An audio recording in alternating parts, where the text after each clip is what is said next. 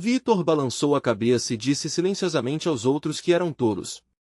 Em sua opinião, o chefe não estava ajudando nada, ele provavelmente estava planejando punir o homem através de sua mãe como um aviso para todos. Vitor até murmurou que dessa vez Fabian talvez não poupasse a pobre mulher também.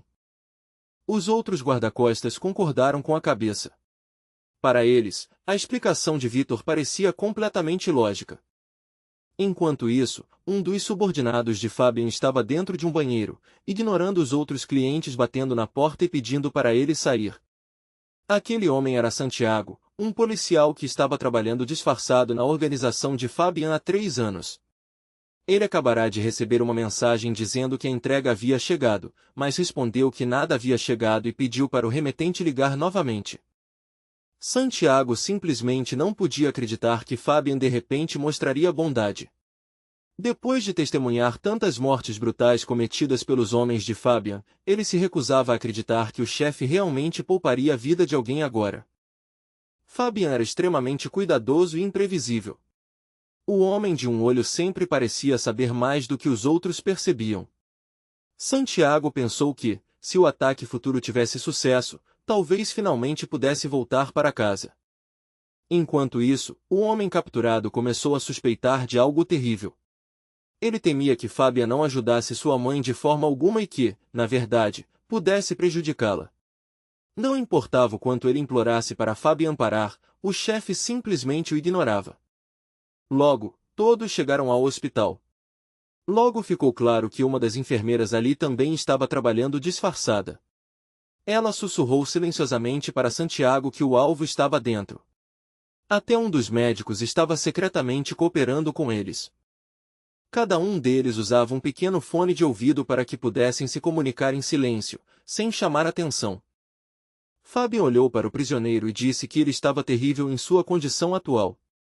Se ele queria ver sua mãe, deveria pelo menos se trocar para roupas adequadas. Foi por isso que prepararam para ele um terno branco limpo e elegante para ele usar. Quando ele finalmente chegou ao quarto da mãe, a enfermeira explicou que os familiares só podiam falar com o paciente através de um telefone conectado à ala de isolamento. O homem pegou o telefone e disse suavemente que finalmente tinha chegado. Ao mesmo tempo, a enfermeira informou discretamente à equipe, através do fone de ouvido, que tudo estava pronto e ela estava esperando pelo sinal. Quando a mulher viu seu filho através do vidro, as lágrimas se encheram de alegria. O homem também começou a chorar, dizendo a ela que deveria tê-lo ouvido muito antes. Ele admitiu com arrependimento que sua vida havia tomado o caminho errado. Agora ele não tinha como mudá-la. Ele disse suavemente que sua empresa estava enviando-o para uma longa viagem de negócios, mas, não importava o que acontecesse, eles se encontrariam novamente algum dia. Fabian se virou para o homem trêmulo e falou com uma voz calma e firme. Como o homem trabalhava para sua empresa, Fabian disse que não tinha intenção de mandá-lo para lugar nenhum.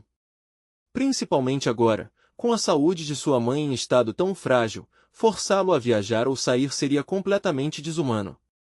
Em vez disso, Fabian lhe disse algo inesperado. A partir de agora, ele deveria ficar perto de sua mãe e passar o máximo de tempo possível com ela.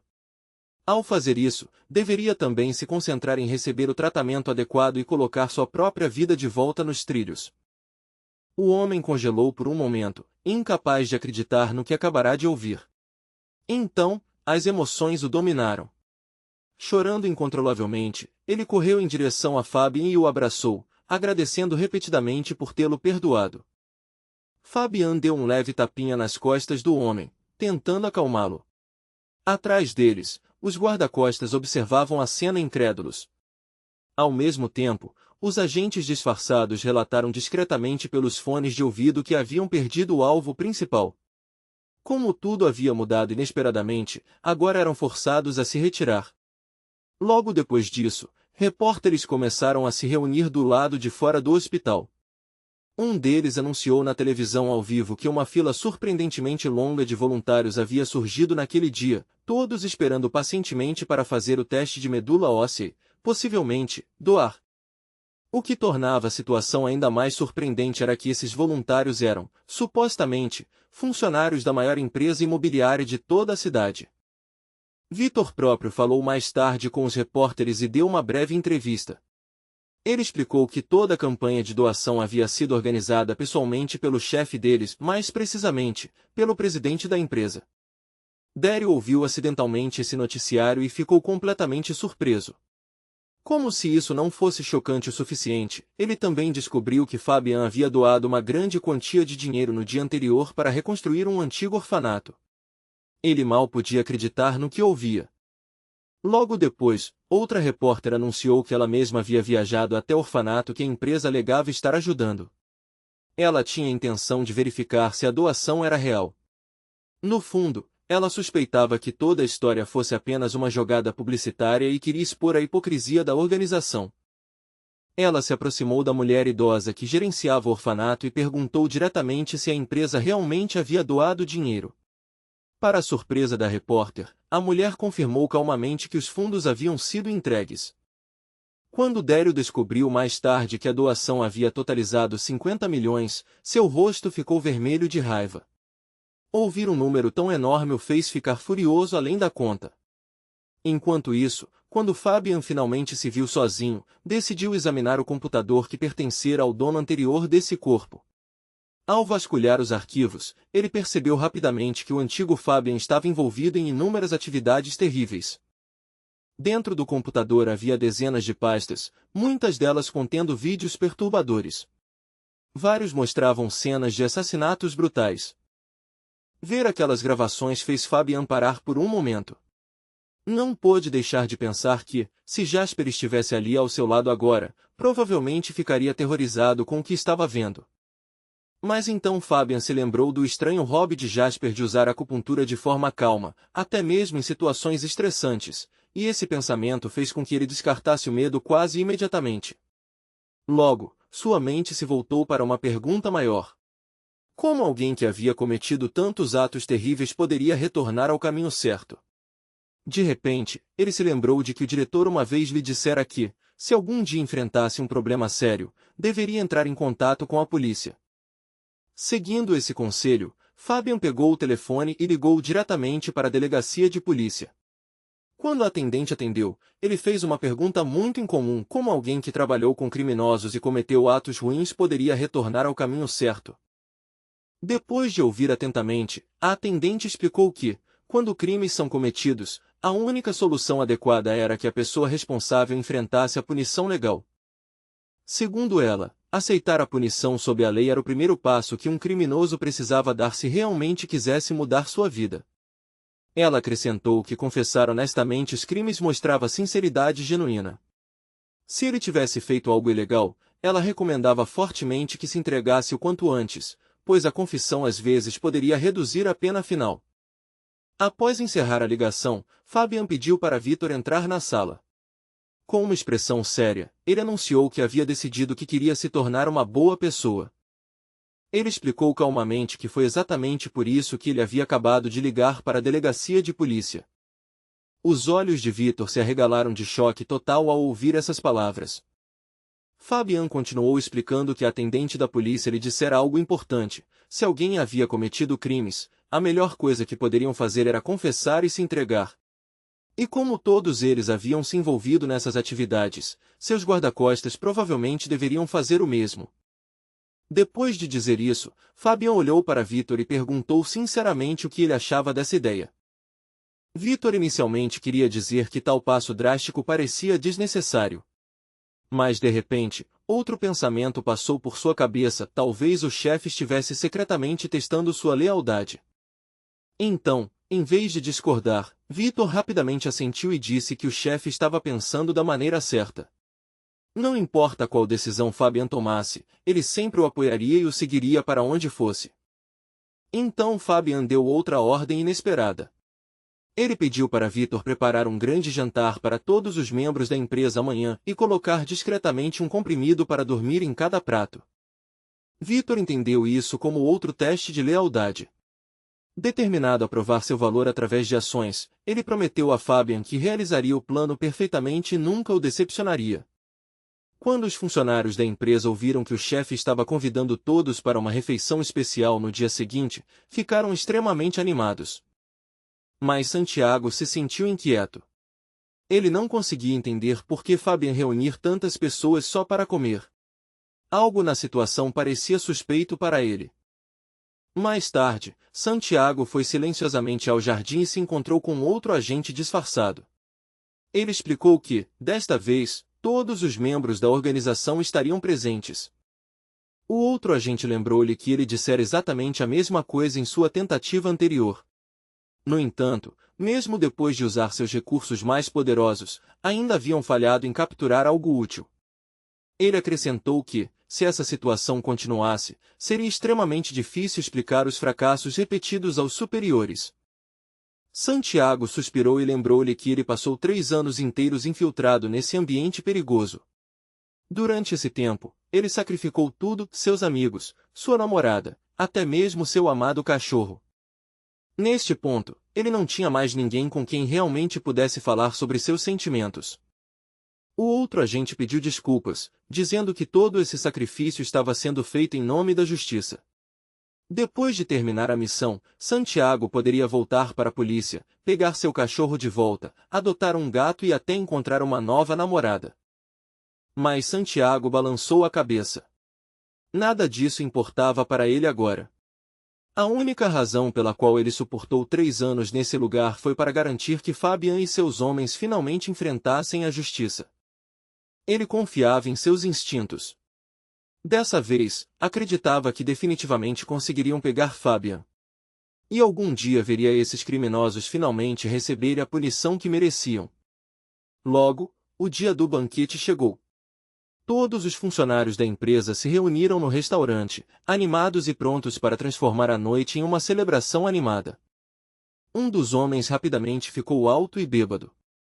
Olhando ao redor, ele reclamou com raiva que todos os garçons no restaurante eram homens e começou a exigir que garçonetes mulheres fossem trazidas no lugar. O gerente do restaurante explicou educadamente que as funcionárias femininas estavam tirando o dia para cuidar de si mesmas e não haviam vindo trabalhar.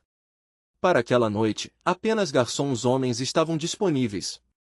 Mas o homem se recusou a aceitar essa explicação e continuou insistindo no serviço feminino. O gerente se forçou a manter a calma enquanto repetia que a situação estava além do seu controle. Na verdade, ele pensava que as mulheres simplesmente haviam se recusado a atender clientes tão desagradáveis. Irritado com a explicação, o homem de repente agarrou o gerente pelo colarinho e disse que a desculpa soava completamente ridícula. Ele levantou o punho, se preparando para socar o pobre gerente. Mas, justo quando estava prestes a golpear, Fabian apareceu atrás dele e calmamente agarrou seu braço, impedindo o ataque. Fabian perguntou calmamente ao homem se ele já tinha comido sua refeição. Congelado de medo, o homem rapidamente assentiu e disse que sim. Fabian então perguntou se ele percebeu algo estranho. O homem piscou, confuso, antes de admitir que sua cabeça estava começando a rodar. Segundos depois, ele desabou no chão inconsciente. Um a um, os outros homens sentados nas mesas começaram a sentir a mesma sensação estranha. Vitor comentou calmamente que, para evitar suspeitas, ele também tomaria um dos comprimidos para dormir. Afinal, ele pretendia apoiar completamente seu chefe. Fabian olhou ao redor da sala e calmamente declarou que agora era hora de se entregarem à polícia. Vitor se sentiu aterrorizado ao ouvir aquelas palavras, mas se convenceu de que Fabian ainda estava testando sua lealdade.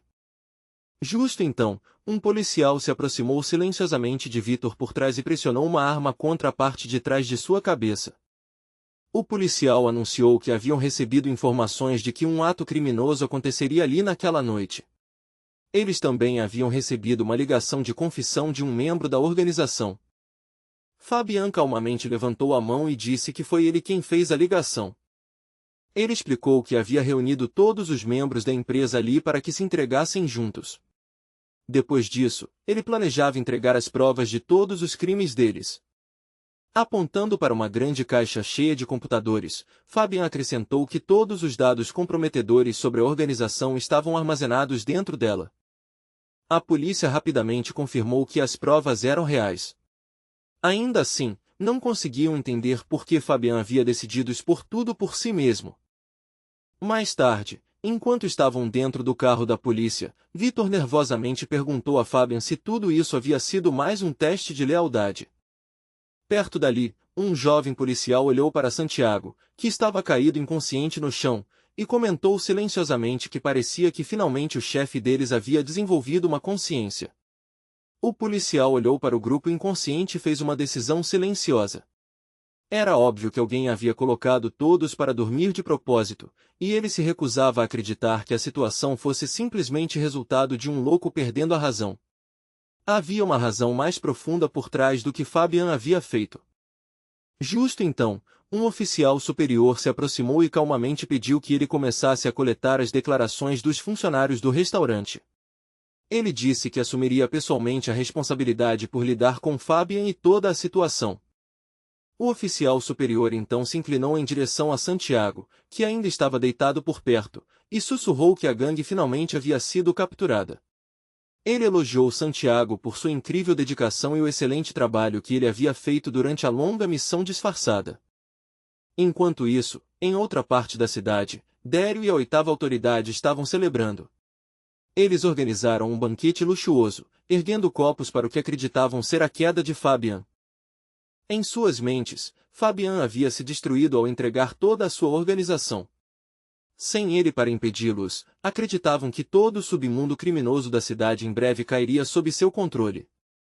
Empolgados com a oportunidade, os dois homens começaram a discutir como dividiriam os territórios e os interesses comerciais de Fabian entre eles. No entanto, a celebração deles foi repentinamente interrompida. As portas da casa se abriram com força quando um grupo de policiais entrou correndo. Os policiais imediatamente ergueram suas armas e ordenaram que todos na sala levantassem as mãos. A atmosfera de celebração se transformou instantaneamente em uma de medo e confusão. Logo ficou claro o motivo da chegada da polícia.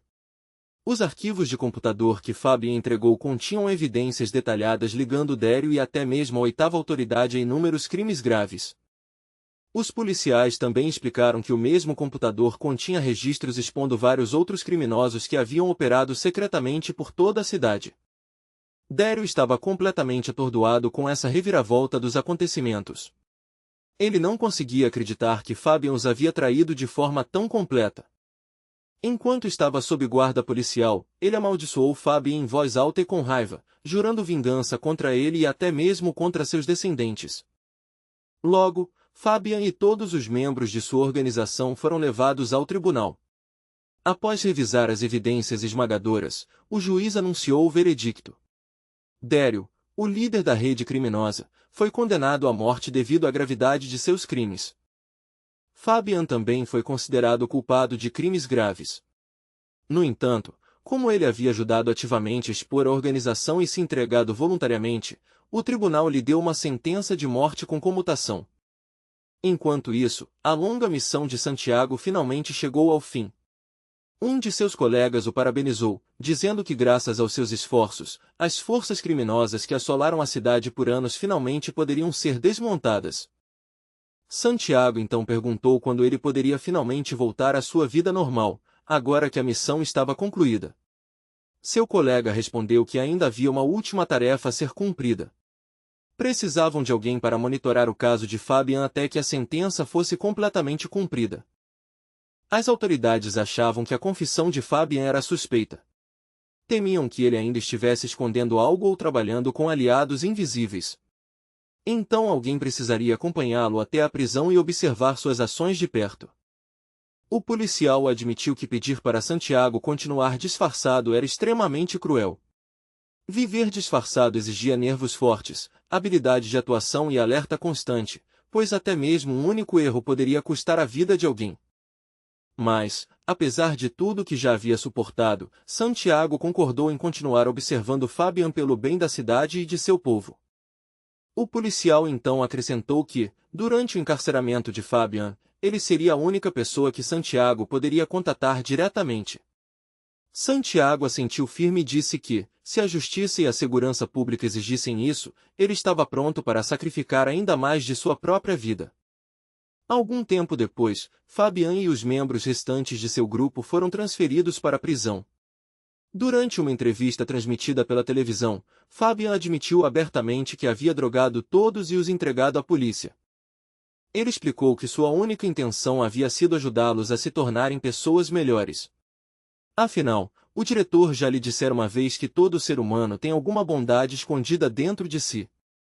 Logo após chegar à prisão, Fabian reuniu seus antigos subordinados e falou calmamente. Ele disse que entendia a raiva deles, mas que não precisavam agradecê-lo, pois ele também estava feliz que agora tivessem uma chance de mudar suas vidas. Assistindo a tudo isso, Santiago suspeitava que o diretor da prisão poderia ter colocado Fabian junto aos homens que ele havia traído intencionalmente. Se Fabian morresse na prisão, a missão disfarçada de Santiago finalmente estaria terminada. Enquanto isso, os prisioneiros começaram a discutir secretamente sua vingança. Eles concordaram que agiriam quando fosse hora de realizar seu trabalho diário. Quando o dia chegou, vários deles pegaram silenciosamente colheres de metal e as esconderam nas mãos como armas improvisadas antes de sair para o pátio da prisão. 2 guardas observavam cuidadosamente enquanto os prisioneiros trabalhavam na pequena área do jardim fora das celas. Santiago percebeu o comportamento suspeito e se perguntou se deveria alertar os guardas. Ele tinha uma forte sensação de que os homens estavam planejando matar Fabian. Justo então, Fabian se levantou casualmente de onde estava trabalhando e chamou Vitor, pedindo para ele vir ajudar a cuidar das plantas. Nesse exato momento, um dos prisioneiros de repente saltou de trás e balançou sua colher como uma faca, mirando diretamente nas costas de Fabian. Vitor imediatamente gritou um aviso, dizendo ao chefe para desviar do ataque imediatamente. Mesmo depois de ser condenado à prisão perpétua, a lealdade de Vitor nunca vacilou. Sem hesitar, ele correu para defender Fabian. Mas antes que Vitor pudesse alcançá-lo, outro homem se colocou na frente de Fabian. Era o mesmo trabalhador cuja mãe havia sido salva por Fabian. Ele declarou que ninguém prejudicaria o chefe enquanto ele estivesse lá. Vitor se juntou a ele e disse com firmeza que, não importando as dificuldades ou punições que enfrentassem, a lealdade deles a Fabian nunca mudaria. Os outros prisioneiros os encararam com raiva, frustrados por seu primeiro ataque ter falhado. Logo a luta começou. Vários presos correram para frente ao mesmo tempo, cercando Fabian e seus apoiadores. Os guardas perceberam rapidamente o caos e correram em direção a eles. Os atacantes avançaram novamente, determinados a matar Fabian antes que os guardas pudessem impedi-los. Vitor se preparou para defender seu mestre, mas Fabian deu um passo à frente. Com um único movimento rápido de seu braço, ele mandou o atacante voando direto para uma poça de lama. Fabian calmamente sugeriu que continuar a luta poderia apenas levar alguém a se ferir gravemente. Ele recomendou que todos simplesmente se acalmassem e se separassem pacificamente. Na verdade, Fabian parecia quase se divertir. Parecia que ele não teria se importado de brincar um pouco mais com eles. Quando os outros prisioneiros viram como Fabian derrotou facilmente seu atacante mais forte, eles rapidamente se ajoelharam e pediram desculpas, prometendo que nunca mais tentariam algo assim. 3 anos se passaram após aquele incidente. Durante esse tempo, Fabian cuidadosamente guardou as pequenas mesadas que ganhou com o trabalho na prisão e eventualmente pediu para que o dinheiro fosse enviado para um orfanato. Ele explicou que o dinheiro era tudo que ele havia economizado durante aqueles 3 anos. Como ele realmente queria andar pelo caminho certo agora, esperava que os fundos pudessem ajudar a apoiar crianças carentes. Ao ver isso, os outros prisioneiros também relutantemente ofereceram o dinheiro que haviam economizado por anos. Eles entregaram com as mãos trêmulas, embora fosse óbvio, pelas expressões deles, que a decisão não foi totalmente voluntária. Fabian então se voltou para Santiago, que era a única pessoa ainda com seu dinheiro economizado. Santiago havia planejado usar o dinheiro para comprar comida para o cachorro e o gato que ele esperava reencontrar algum dia. Os seguidores de Fabian imediatamente cercaram Santiago e perguntaram por que ele estava ignorando os desejos do chefe. Após um momento de hesitação, Santiago suspirou e entregou seu envelope também, dizendo que ele também queria se tornar uma pessoa melhor. Fabian olhou ao redor para o grupo e sentiu esperança. Se todos ali realmente tivessem mudado para melhor, então talvez sua missão tivesse sido bem-sucedida. Talvez isso finalmente o permitisse voltar e salvar seu amigo Jasper. No entanto, mais 3 anos se passaram e ele ainda se encontrava preso neste corpo, sem nenhum sinal de que poderia retornar ao seu mundo original. Eventualmente, Santiago conseguiu construir uma vida normal novamente. Ele encontrou uma namorada, adotou um cachorro e um gato, e se reuniu com seu antigo parceiro, que lhe agradeceu pelos anos de serviço ao seu país. O parceiro explicou que o departamento havia completado uma investigação completa. Fabian não havia tentado entrar em contato com o mundo exterior por anos, sugerindo que ou ele realmente aceitou seu destino ou ninguém mais estava disposto a ajudá-lo. Depois de passar tantos anos observando Fabian, Santiago começou a acreditar que o homem poderia simplesmente ter sido mentalmente instável, em vez de verdadeiramente maligno. Seu parceiro riu da ideia, zombando que, depois de passar tanto tempo dentro de prisões e círculos criminosos, Santiago provavelmente tinha começado a ver as coisas de maneira diferente. 60 anos se passaram após esses eventos. Finalmente, chegou o dia em que Fabian seria libertado da prisão. Jornalistas se reuniram fora dos portões, ansiosos para testemunhar o momento lendário. Quando o ex-chefe do crime, agora com 90 anos, saiu lentamente, uma jovem correu em sua direção. Ela agradeceu a ele em nome do orfanato por toda a ajuda que ele havia continuado a fornecer ao longo dos anos. Fabian virou-se calmamente para o sistema em sua mente e disse que a garota acabará de chamá-lo de uma boa pessoa. Em sua opinião, isso por si só deveria ser razão suficiente para que ele retornasse ao seu mundo original. O sistema respondeu que, embora a personalidade de Fabian talvez nunca mudasse completamente e ele ainda pudesse cair de volta na escuridão, sua vida estava agora chegando ao fim natural. Por causa disso, Levi finalmente poderia retornar. O sistema então anunciou calmamente que a transferência de volta ao seu mundo original começaria em 3 segundos. Como recompensa por concluir a missão, o protagonista também ganhou uma nova habilidade, o poder de controlar as chamas sagradas da Deidade do Fogo. O sistema então fez uma última pergunta: ele deveria usar esse novo poder para destruir o caixão de gelo e escapar dele? Sem pausar para pensar ou mostrar sequer um indício de hesitação, o protagonista decidiu imediatamente ativar a habilidade recém-adquirida, confiando em seus instintos e esperando que esse poder finalmente virasse a situação desesperadora. Apenas um batimento cardíaco depois, um clarão de fogo irrompeu repentinamente, cortando o espesso caixão de gelo como uma lança de luz e quebrando a prisão congelada de dentro para fora. O Senhor da Tempestade só pôde ficar olhando em descrença enquanto Levi, que havia sido preso dentro daquele caixão de gelo momentos antes, saía completamente de dentro dele. Seu corpo agora estava cercado por chamas rugindo, como um guerreiro renascido de uma fornalha. O demônio ficou ali, confuso, completamente incapaz de entender o que estava acontecendo diante de seus olhos, porque em todos os seus anos ele nunca tinha presenciado um poder tão aterrorizante. Mas antes que o demônio tivesse tempo de juntar seus pensamentos ou reagir adequadamente, ele de repente percebeu algo aterrador: o enorme pilar de chamas já estava avançando diretamente em sua direção. Infelizmente para o demônio, ele quase não tinha força para resistir. O fogo furioso o engoliu instantaneamente, e em segundos ele foi queimado vivo sem qualquer chance de escapar.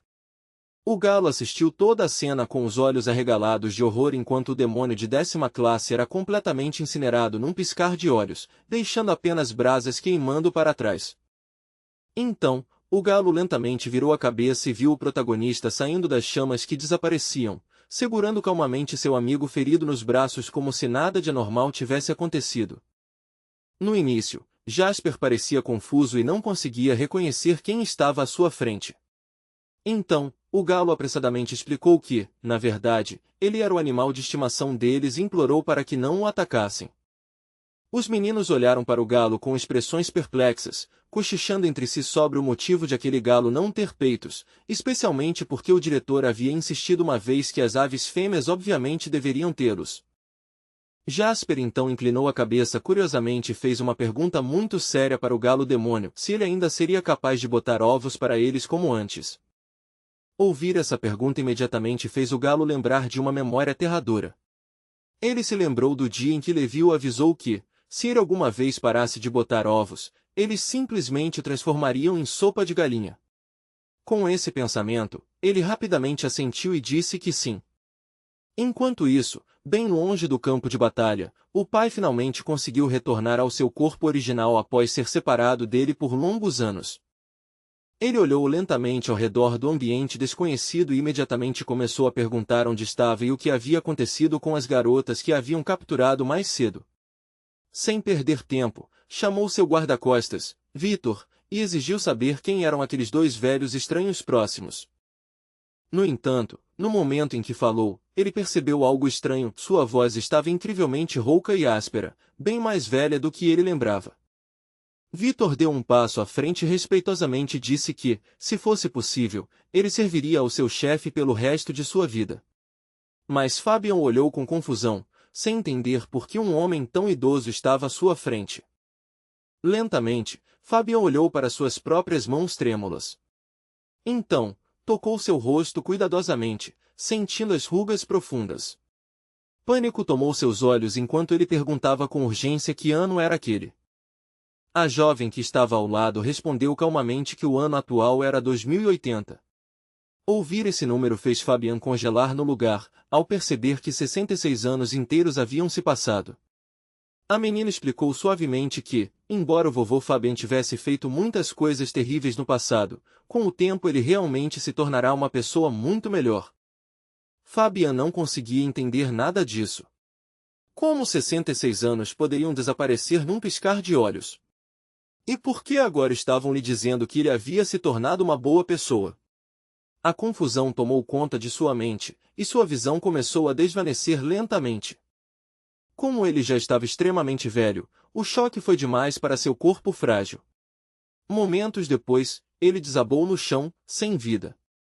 Algum tempo depois, uma cerimônia silenciosa de funeral foi realizada para ele, e colocaram um retrato de Fábio de seus tempos mais jovens ao lado do caixão. Vitor caminhava na frente da procissão fúnebre, dizendo solenemente a todos que, embora Fabian nunca tivesse deixado nenhum descendente, ele sempre permaneceria o chefe respeitado deles. Enquanto isso, de volta ao mundo do protagonista, o galo já havia se transformado novamente em sua forma normal de galinha e obedientemente saltou direto para os braços de Levi. Jasper então se virou para os membros feridos da equipe e calmamente lhes disse que iria testar sua nova técnica de cura neles. Nesse momento ele notou Elsa ainda ajoelhada no chão, chorando por seu suposto animal de estimação morto, Smoothie. Jasper perguntou suavemente se ela queria ajuda. Levi a tranquilizou dizendo que Jasper era um mestre em acupuntura e podia ser confiável. Após um curto período, o rosto inteiro de Smoothie acabou coberto com dezenas de pequenas agulhas de acupuntura cuidadosamente colocadas por Jasper. Então, para a surpresa de todos, o demônio de repente abriu os olhos novamente, como se estivesse acordando de um sono profundo. Elsa imediatamente explodiu em lágrimas de felicidade ao perceber que seu querido pet estava vivo novamente. Mas, bem nesse momento, o sistema informou silenciosamente ao protagonista que havia comida de alta energia bem à sua frente. O protagonista lentamente se virou para seu amigo e perguntou o que ele achava daquela ideia. No entanto, Jasper rapidamente o interrompeu e disse que Smoothie não era nem de longe fofo ou atraente o suficiente para ser comido. Depois daquela breve discussão, eles voltaram sua atenção para os outros membros da equipe. Mesmo que Jasper já tivesse usado sua técnica de acupuntura, os meninos ainda não haviam recuperado a consciência. Jasper explicou que o calor intenso das chamas que os haviam queimado mais cedo foi simplesmente poderoso demais, então ele não tinha certeza se conseguiria ajudá-los totalmente.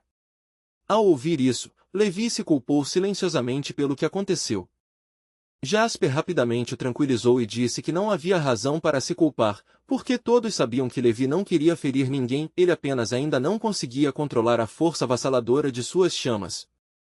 Ele também lembrou a Levi que, mesmo que aqueles soldados específicos não pudessem ser salvos imediatamente, Levi havia se tornado muito mais forte agora e certamente seria capaz de proteger muitas mais pessoas no futuro. Por isso, Jasper sugeriu que eles continuassem avançando e seguissem com sua missão. Depois de algum tempo, os membros da equipe finalmente acordaram e ficaram chocados ao descobrir que seus ferimentos já haviam cicatrizado. Eles estavam absolutamente atônitos, porque sabiam que normalmente ferimentos causados por um demônio de 9ª classe só poderiam ser tratados por um médico de 10ª classe ou alguém com habilidades médicas de nível nacional. Logo perceberam que a cura deveria ter sido feita por aqueles dois recém-chegados misteriosos e seu estranho animal de estimação. August comentou que, embora ainda não tivessem visto o segundo homem lutar, a equipe era claramente muito poderosa. No final, todos os membros da equipe chegaram à mesma conclusão: aqueles dois homens eram verdadeiros mestres no que faziam, e com a ajuda deles, finalmente poderiam defender a cidade contra os demônios. Logo perceberam que os dois recém-chegados já haviam corrido para ajudar outros em outro lugar. Ao perceber isso, a equipe decidiu que não deveriam perder mais tempo e precisavam contatar a sede imediatamente. No entanto, Lexi de repente relatou que isso seria impossível, pois todas as linhas de comunicação já haviam sido completamente cortadas. Essa descoberta alarmante os fez se perguntar se algo terrível já havia acontecido no Centro de Monitoramento e Controle Central. Neste momento, a história volta no tempo, para a sede, cerca de 1 hora antes de o caos começar lá fora. Dentro do centro de controle, os trabalhadores estavam extremamente ocupados analisando os sinais que chegavam de todos os cantos da cidade. Como todos estavam tão focados em suas tarefas, ninguém percebeu a pequena barata demoníaca rastejando lentamente pela parede próxima. De repente, Tracy percebeu que um dos técnicos estava tremendo violentamente em sua estação, claramente aterrorizado com algo que acabará de ver. Com uma voz trêmula, o homem relatou que seus instrumentos haviam detectado ondas de energia ainda mais altas do que a 10ª classe. Ele então acrescentou que a origem dessas ondas aterradoras vinha diretamente de dentro da própria sede deles. Ouvir essa notícia deixou Tracy congelada de choque, enquanto o resto da equipe começava a entrar em pânico. Enquanto todos estavam distraídos e discutindo sobre o que fazer, ninguém percebeu uma mão demoníaca se estendendo lentamente em direção a um dos trabalhadores. No instante seguinte, o demônio barata agarrou o homem pelo pescoço e o levantou facilmente do chão. Momentos depois, a criatura cravou suas garras diretamente no pescoço do homem, fazendo os outros trabalhadores gritarem e correrem em pânico. Tracy não conseguia entender como um demônio desse tipo conseguiu passar pela avançada defesa e sistema de monitoramento sem que ninguém percebesse. Ela tinha certeza de que essa criatura não poderia ser irracional. O demônio barata virou seus olhos impassíveis para ela e casualmente arremessou o corpo sem vida de sua vítima contra a parede. Depois disso, ele começou a caminhar lentamente em direção a Tracy, que estava congelada no lugar, sem saber se deveria lutar ou fugir. Por um breve momento, a garota e o demônio aterrorizante se olharam através da sala. Então, a barata de repente se lançou para frente, claramente com a intenção de atacá-la sem piedade. Ela balançou sua perna poderosa em direção à cabeça dela, preparando-se para esmagar seu crânio com um único golpe devastador. Mas, naquele exato momento, um majestoso dragão dourado apareceu do nada e agarrou firmemente a perna do demônio. A interrupção inesperada pegou o demônio completamente de surpresa, dando a Tracy apenas tempo suficiente para reagir. Ela deu um forte chute na perna da criatura e rapidamente saltou para trás, para a segurança. Mesmo assim, a onda de choque do impacto foi incrivelmente forte, e Tracy foi jogada violentamente pela sala até se chocar contra a parede. Ofegante, Tracy percebeu que, se o dragão do coração de um olho não tivesse aparecido naquele momento crítico, ela quase certamente já estaria morta. De repente, a porta do escritório se abriu com força e seu tio Joseph entrou apressado, sem hesitar. No momento em que ele entrou, levantou a mão e liberou uma técnica conhecida como dança da espada na ponta dos dedos, enviando correntes de energia afiadas diretamente em direção ao demônio barata. Mas os movimentos do demônio eram incrivelmente rápidos e precisos. Ele torceu o corpo com uma agilidade sobrenatural, esquivando-se de cada golpe como se já tivesse previsto todos. Joseph observou com uma expressão grave enquanto seu ataque se despedaçava no ar, se desintegrando em pequenos fragmentos que desapareciam. O demônio barata lentamente virou a cabeça em direção a Joseph, seus olhos frios e calculistas. Então, um sorriso fraco e zombador se espalhou por seu rosto, claramente se divertindo com a tentativa. Joseph, no entanto, não demonstrou nenhum sinal de recuar. Sem perder um segundo sequer, ele mudou de posição e imediatamente lançou outra técnica de dança de espada, elegante e mortal. O demônio barata soltou um sibilar irritado, claramente incomodado com os ataques persistentes, e mais uma vez tentou esquivar-se dos golpes que vinham em sua direção. Dessa vez, porém, ele reagiu um pouco tarde demais. Um dos projéteis afiados de Joseph acertou a antena do demônio, cortando-a de forma limpa e fazendo sair sangue escuro da ferida. Joseph soltou uma risada baixa enquanto olhava para o demônio ferido e, com confiança, perguntou se ele realmente achava que aquilo era o máximo de seu poder. Então, ele levantou ambas as mãos e ativou outra técnica, chamada dança giratória, preparando uma onda de ataques ainda mais forte. O demônio barata rapidamente virou a cabeça e viu uma nova tempestade de cápsulas de energia giratória vindo em sua direção de todos os lados. Uma explosão estrondosa ecoou pelo escritório quando o ataque acertou o demônio. Joseph observou de perto enquanto pedaços do corpo do demônio eram violentamente rasgados e lançados por toda a sala. Quando a fumaça e a poeira finalmente começaram a se dissipar, todos na sala viram o corpo do demônio caído ali, sua cabeça completamente separada do tronco. Tracy lentamente se apoiou nos cotovelos para ver melhor, encarando o demônio caído com incredulidade. Ela lutava para aceitar que um inimigo tão aterrorizante poderia realmente estar morto. Afinal, se aquela criatura fosse realmente um demônio de ranking nacional, derrotá-lo não deveria ter sido tão simples ou rápido. Mas ela percebeu seu erro tarde demais.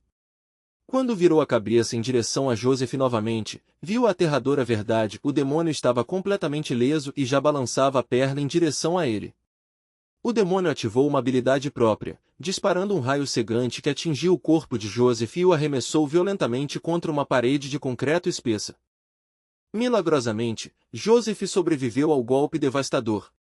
Suas costelas estavam claramente quebradas e sua respiração era superficial, mas ele ainda estava vivo.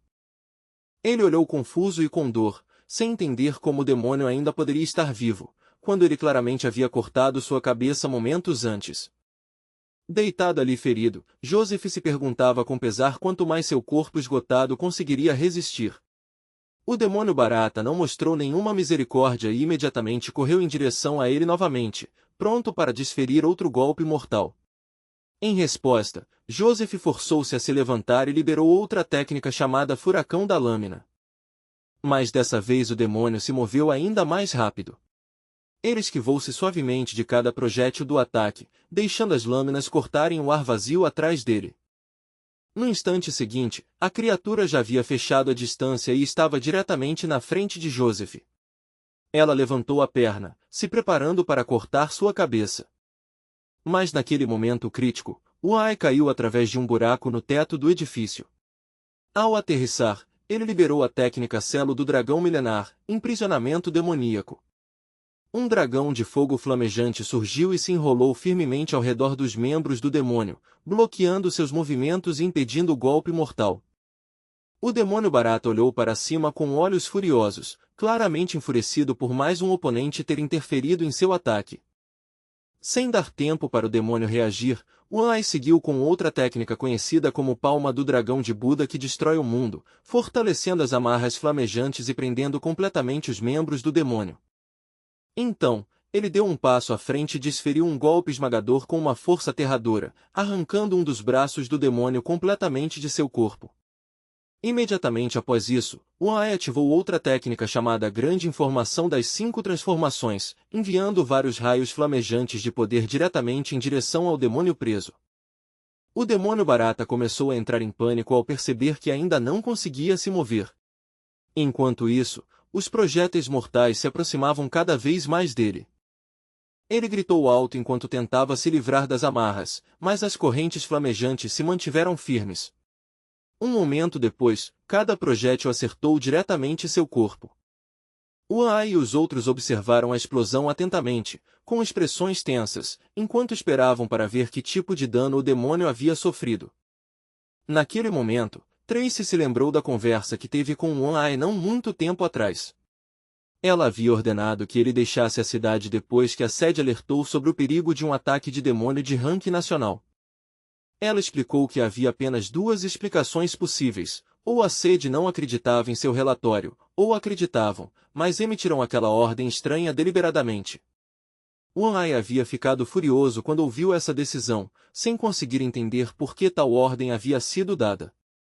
Tracy então apontou que a sede ainda havia aprovado seu pedido para outro guerreiro de ranking nacional substituí-lo. Por causa disso, ela suspeitava que a segunda possibilidade fosse a verdadeira. A garota até suspeitava que havia um traidor escondido dentro da sede, alguém entre as 4 pessoas com autoridade para influenciar tais decisões. Ao ouvir isso, Wan Ai exigiu, com raiva, saber o que exatamente ela planejava fazer a seguir. Afinal, se a sede já sabia de tudo e ainda deu aquela ordem, isso significava que estavam enviando deliberadamente um guerreiro de ranking nacional para a morte dele. Wan Ai suspeitava que quem tomasse essa decisão definitivamente não estava do lado deles. Era até possível que um dispositivo de rastreamento tivesse sido secretamente colocado nele. Tracy explicou calmamente que ainda precisavam da força de um guerreiro de ranking nacional, então Wan Ai deveria fingir seguir a ordem e viajar em direção à capital.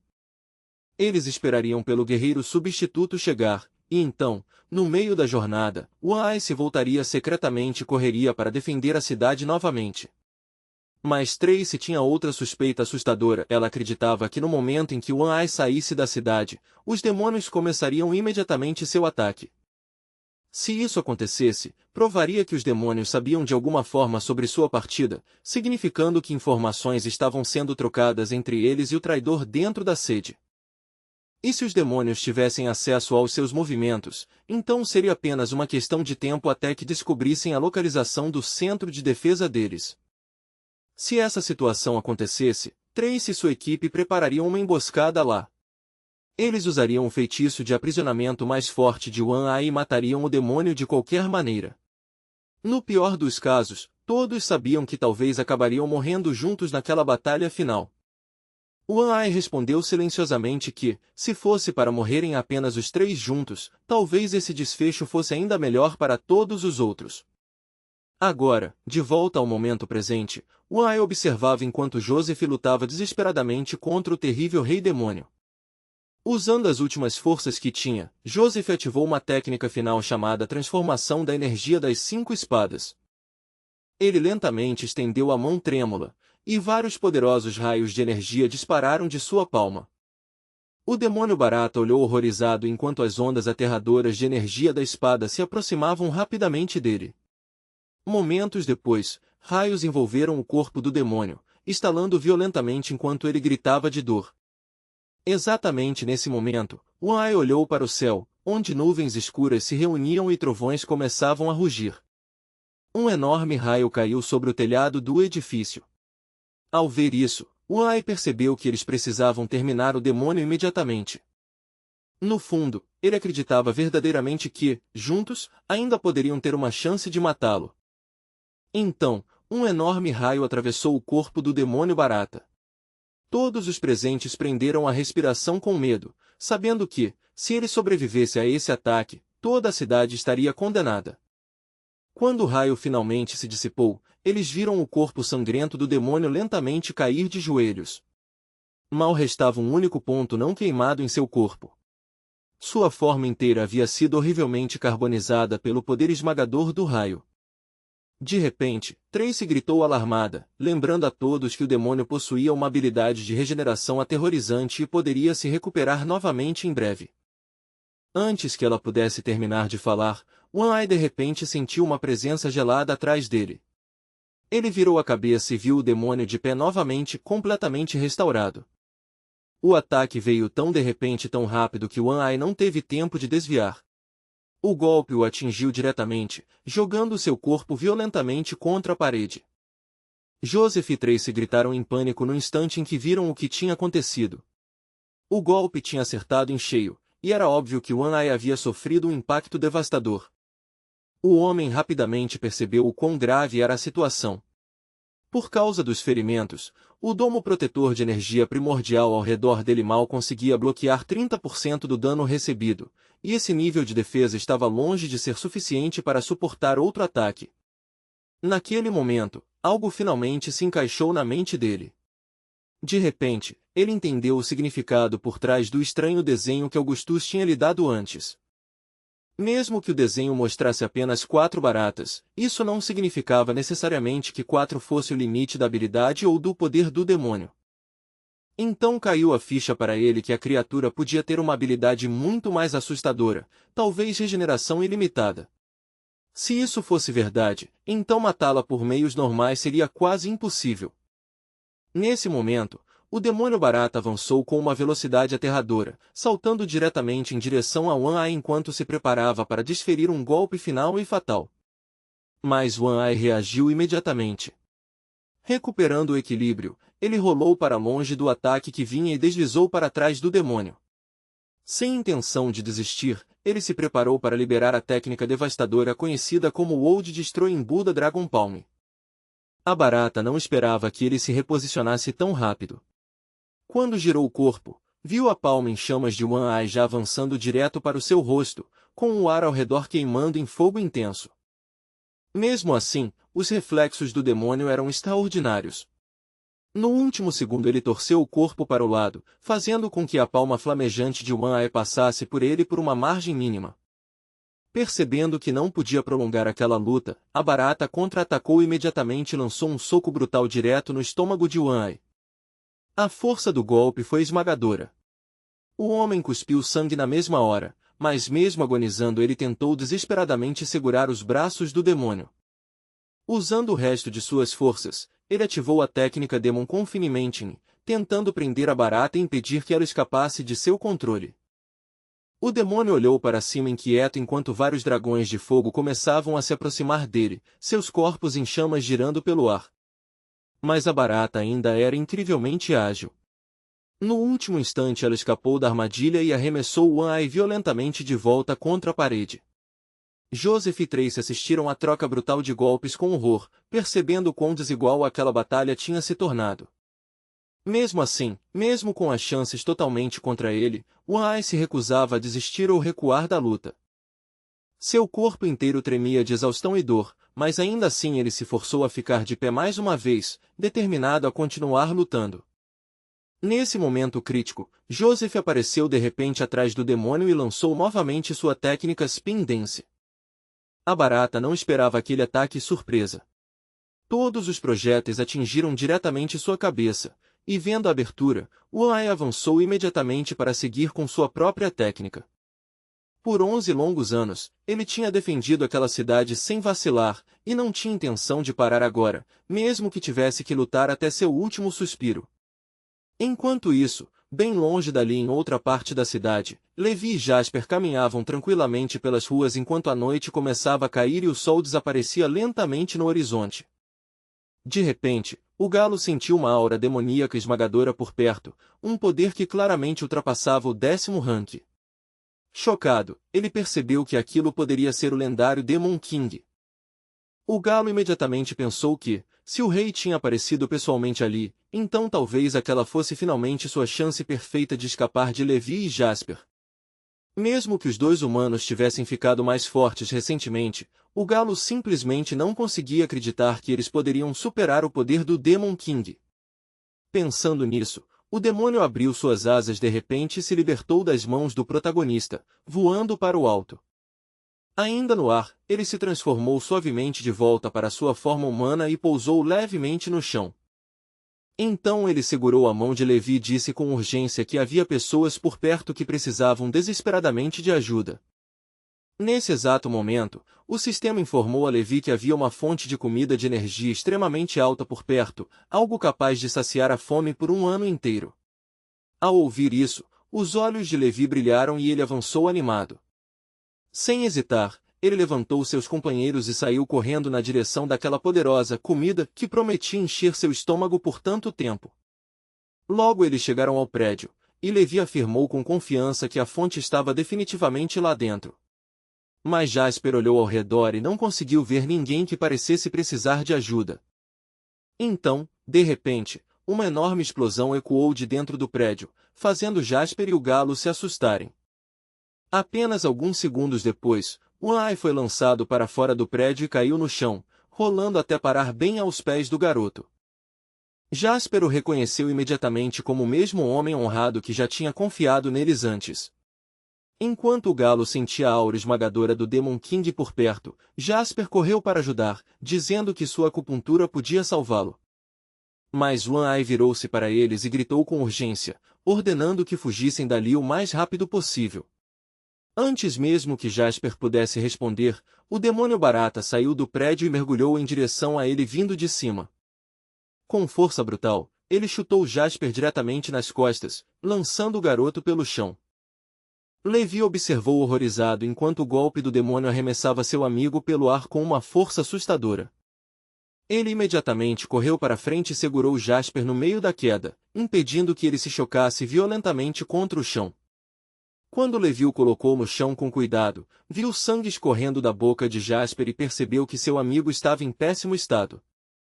Aquela visão encheu Levi de uma fúria incontrolável, e ele decidiu na hora que faria o demônio pagar por ferir seu amigo.